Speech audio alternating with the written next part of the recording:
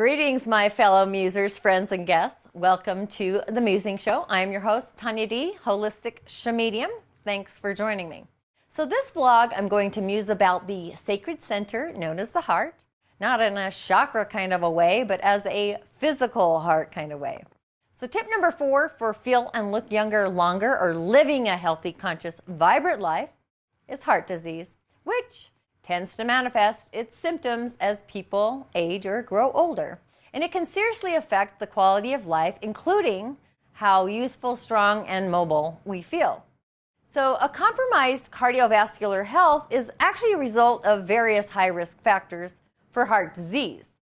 So these factors most often build up over time and include high blood pressure, high cholesterol, smoking, diabetes, overweight or obesity, poor nutrition, physical inactivity, excessive alcohol use, vascular stiffness, and inflammation, along with mental stress, which I cover in the Balance of Being online course in my corridor, club.tanyad.tv. If you're interested in some natural resources that we all have but rarely put to use, check that out. The link is in the bottom there. So, both the disease and the added stress of knowing that this long-term illness might result in cardiac event like a heart attack or a stroke, it makes a direct and negative impact on our aging process. Duh, right? So let's explore anti-aging tip number 4, which is also closely related to tip number 3 on building lean body mass, walking for cardiovascular vitality. So heart disease is caused by plaque buildup, which causes impaired blood flow, which then results in swelling of our legs, feet, ankles, and belly, and even in stroke. And it also deprives necessary oxygen supply for the heart and the rest of the body. So this causes chest pain, known as angina, and impaired cellular function. So the shortness of breath, the fatigue, and the weakness might also result in the plaque breaking off and causing a blocked artery, resulting in the heart attack. So there are things we can do to delay, lower, and or possibly even avoid or even reverse your risk of heart disease. Similar to our other muscles, it's quite possible to strengthen the heart and even reverse some of the heart's aging symptoms. And one solution is regular cardio exercise or activity. And research actually has continued to show that exercise is the best way to slow your heart's aging process. Increasing exercise, physical activity, they're often cardiovascular physicians, the first prescription your doctor's going to tell you for improving that overall heart health. And this is because the exertion caused by the physical exercise forces the heart to pump more blood throughout our bodies to the muscles and even to the lungs. This process then relaxes the blood vessels over time, causing the heart to function more efficiently. So both relaxing the blood vessels and creating greater ease of blood flow helps keep blood pressure low.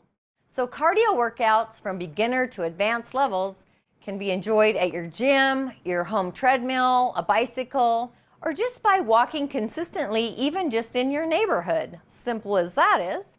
And fitness sources even say that you want to aim to walk briskly for a total of approximately 150 minutes per week.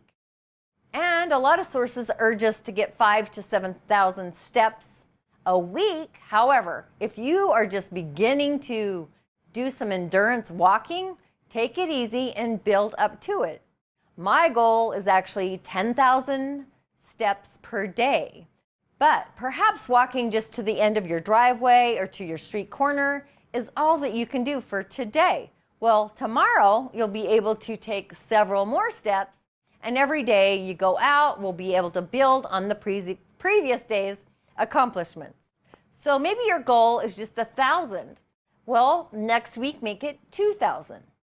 Okay? And remember and live by the old adage, by the yard it's hard, by the inch it's a cinch. So walking flat out improves cardiac risk factors. And when comparing the results of the most recent National Runners Health Study magazine with national walkers, it's a health study, the researchers actually found that the energy used for moderate intensity walking and vigorous intensity running actually resulted in similar reductions in this risk for high blood pressure, high cholesterol, and diabetes, and heart disease over the study's 6-year period. So this was done over quite a long time, right? Another study that was actually published in the British Journal of Sports Medicine found that those who consistently engaged in a walking program actually demonstrated significant improvements in their blood pressure, slowing of resting heart rate, reduction of body fat and body weight, reduced cholesterol, and increased physical endurance. Realizing a better quality of life as a result of walking for heart health, they also showed improved depression scores. So walking is a perfect fitness prescription for inactive individuals because it's easily accessible for men and women of all ages, even social groups posing little risk of injury. In another report that included findings from multiple wellness studies, researchers actually found that walking reduced the risk of cardiovascular events by 31%, cut the risk of dying by 32%. These benefits were equally robust for men and women, and even protection was evident even at distances of just 5 miles per week and a pace of a casual or just 2 miles per hour even. So the people who walked longer distances walked at a faster pace or both enjoyed the greatest protection, right, of the heart. So that's like walking your stress to health. What a great idea. So there's a lot of exciting benefits of walking for heart health, including lower risk of heart attack and strokes. That came from Harvard's Men's Watch, right? So ultimately, our level of health can be determined by how long we can walk without getting winded. More specifically, endurance walking is one indicator of cardiovascular vitality.